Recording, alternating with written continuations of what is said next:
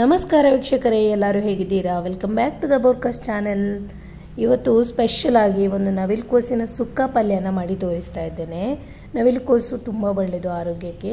So ನಾನಿಲ್ಲಿ ಒಂದು ಅರ್ಧ kg ಆಗುವಷ್ಟು ನವಿಲುಕೋಸನ್ನು ತಂದಿದ್ದೆ. ಇದನ್ನು ಸಿಪ್ಪೆ ಎಲ್ಲ ತೆಗೆದು ಈ ರೀತಿಯಾಗಿ ನಾನು ಚೆನ್ನಾಗಿ ಗ್ರೇಟ್ ಮಾಡ್ಕೊಳ್ತಾ ಇದ್ದೇನೆ. ಈ ರೀತಿ ನಾವು ತುರಿದು ಪಲ್ಯನ ಮಾಡಿದರೆ ಇದು ತುಂಬ ಟೇಸ್ಟಿ ಅನ್ನಿಸ್ತದೆ. ಈಗ ಎಲ್ಲ ತುರಿದೆಲ್ಲ ರೆಡಿಯಾಗಿದೆ. ಈಗ ಇದಕ್ಕೆ ಬೇಕಾಗುವಂಥ ಮಸಾಲಾನ ತಯಾರು ಮಾಡುವ. ಅದಕ್ಕೆ ನಾನು ಸ್ವಲ್ಪ ಕೊಬ್ಬರಿ, ಆಮೇಲೆ 1-2 ಸ್ಪೂನ್ ಆಗುವಷ್ಟು ನಾನು ಎಳ್ಳು, ಆಮೇಲೆ ಒಂದು ದೊಡ್ಡ ಚಮಚದಷ್ಟು ನೆಲಗಡಲೆ ಬೀಜನ ತಗೊಂಡು ಅದನ್ನು ಚೆನ್ನಾಗಿ ಹುರ್ಕೊಳ್ತಾ ಇದ್ದೇನೆ. ಸ್ವಲ್ಪ ಡ್ರೈ ರೋಸ್ಟ್ ಮಾಡ್ಕೊಳ್ತಾ ಇದ್ದೇನೆ. ಈಗ ಒಂದು ಬಾಣಲೆಗೆ ಸ್ವಲ್ಪ ಎಣ್ಣೆನ ಹಾಕ್ಕೊಂಡೆ. ಎಣ್ಣೆ ಬಿಸಿ ಆಗ್ತಾ ಇದ್ದಾಗೆ ಸಾಸಿವೆನ ಹಾಕ್ಕೊಂಡೆ. ಸಾಸಿವೆ ಚಟಪಟ ಅಂತ ಸಿಡಿಬೇಕು, ಆವಾಗ ಜೀರಿಗೆ ಹಾಕ್ಕೊಳ್ತಾ ಇದ್ದೇನೆ. ಈಗ ಇದಕ್ಕೆ ಸಣ್ಣದಾಗಿ ಹೆಚ್ಚಿರುವಂಥ ಈರುಳ್ಳಿ ಮತ್ತು 1-2 ಹಸಿಮೆಣಸಿನಕಾಯನ್ನು ಆ್ಯಡ್ ಮಾಡಿದೆ. ಇದು ಚೆನ್ನಾಗಿ ನಾವು ಫ್ರೈ ಮಾಡಬೇಕು. ಸ್ವಲ್ಪ ಕೆಂಪಗಾಗೋ ತನಕ ನಾವು ಫ್ರೈ ಮಾಡಬೇಕು, ಆಗ ಟೇಸ್ಟ್ ಚೆನ್ನಾಗಿ ಬರ್ತದೆ. ಇದು ತುಂಬ ಈಸಿಯಾಗಿ ಮಾಡ್ಬೋದಾದಂಥ ನವಿಲುಕೋಸಿನ ಸುಕ್ಕ ಪಲ್ಯ. ರುಚಿ ಅಂತೂ ಸೂಪರಾಗಿ ಬರ್ತದೆ. ಗಂಜಿ ಇದ್ದರೆ ಅದರ ಸೈಡ್ ಡಿಶ್ ಆಗಿ ಇದನ್ನು ತಿನ್ಬೋದು, ತುಂಬ ರುಚಿಯಾಗಿರ್ತದೆ. ಈಗ ಇದಕ್ಕೆ ನಾನು ಸ್ವಲ್ಪ ಜಿಂಜರ್ ಗಾರ್ಲಿಕನ್ನು ಕುಟ್ಟಿ ಪುಡಿ ಮಾಡಿದ್ದು ಹಾಕ್ತಾ ಇದ್ದೇನೆ.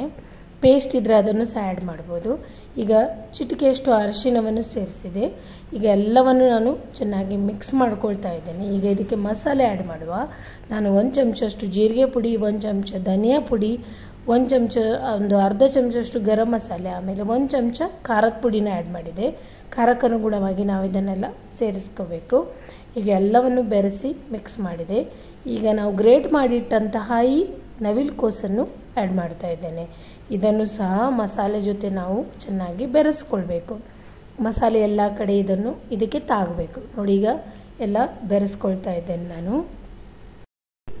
ನೋಡಿ ವೀಕ್ಷಕರೇ, ಮಸಾಲೆ ಮತ್ತು ನವಿಲುಕೋಸು ಚೆನ್ನಾಗಿ ಮಿಕ್ಸ್ ಆಗಿದೆ. ಈಗ ರುಚಿಗೆ ತಕ್ಕಷ್ಟು ಉಪ್ಪನ್ನು ಸೇರಿಸ್ತಾ ಇದ್ದೇನೆ. ಆಮೇಲೆ ಸ್ವಲ್ಪ ಅರ್ಧ ಲೋಟದಷ್ಟು ನೀರನ್ನು ಆ್ಯಡ್ ಮಾಡಿದೆ. ಈಗ ಇದು ಚೆನ್ನಾಗಿ ಬೇಯಬೇಕು. 5 ನಿಮಿಷದಲ್ಲಿ ಇದು ಬೇಯ್ತದೆ ಈಸಿಯಾಗಿ. ಈಗ ಸ್ವಲ್ಪ ಹೊತ್ತು ಬಿಡ್ತೇನೆ ಬೇಯಲಿಕ್ಕೆ. ನೋಡಿ, ಚೆನ್ನಾಗಿ ಬೆಂದಿದೆ.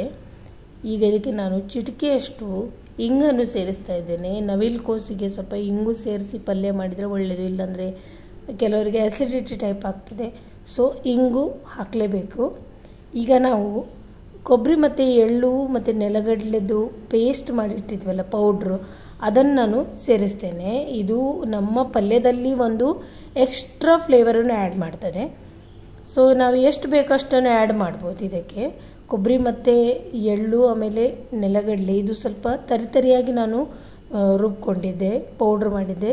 ಸೊ ಇದು ಪಲ್ಯದ ಜೊತೆಯಲ್ಲಿ ಆ್ಯಡ್ ಆದಮೇಲೆ ನಾವು ಪಲ್ಯ ತಿಂತಾ ಇರಬೇಕಾದ್ರೆ ಇದರ ಫ್ಲೇವರ್ ಕೂಡ ನಮಗೆ ಚೆನ್ನಾಗಿ ಬೈಟ್ ಮಾಡಲಿಕ್ಕೆ ಸಿಗ್ತದೆ. ಸೊ ಈಗ ಎಲ್ಲವನ್ನು ನಾನು ಮಿಕ್ಸ್ ಮಾಡ್ತಾ ಇದ್ದೇನೆ. ಪಲ್ಯ ಅಂತೂ ಸಿಕ್ಕಾಪಟ್ಟೆ ಘಮ ಪರಿಮಳ ಬರ್ತಾ ಇದೆ. ಕೊನೆಯಲ್ಲಿ ನಾನು ಸ್ವಲ್ಪ ಕೊತ್ತಂಬರಿ ಸೊಪ್ಪನ್ನು ಸೇರಿಸ್ತಾ ಇದ್ದೇನೆ. ಈಗ ನಮ್ಮ ಪಲ್ಯ ಕ್ವಿಕ್ಕಾಗಿ ರೆಡಿ ಆಯಿತು. ಇದನ್ನು ಸರ್ವ್ ಮಾಡ್ತಾ ಇದ್ದೇನೆ. ತುಂಬಾ ಟೇಸ್ಟಿಯಾಗಿ ಬಂದಿದೆ, ತುಂಬ ಪರಿಮಳ ಕೂಡ ಬರ್ತಾ ಇದೆ. ಒಂದು ಡಿಫ್ರೆಂಟ್ ಆಗಿರುವಂತಹ ರೆಸಿಪಿ ಇದು. ಸೊ ವೀಕ್ಷಕರೇ, ನೀವೆಲ್ಲರೂ ಕೂಡ ಇದನ್ನು ಟ್ರೈ ಮಾಡಿ ನೋಡಿ.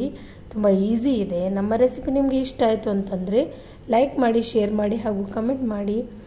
ಹಾಗೂ ಮುಂದೆ ಇದೇ ಥರ ಒಂದು ಹೊಸ ರೆಸಿಪಿ ಜೊತೆ ನಿಮ್ಮನ್ನು ಭೇಟಿ ಆಗ್ತೀನಿ. ಅಲ್ಲಿವರೆಗೂ take care. Thank you for watching.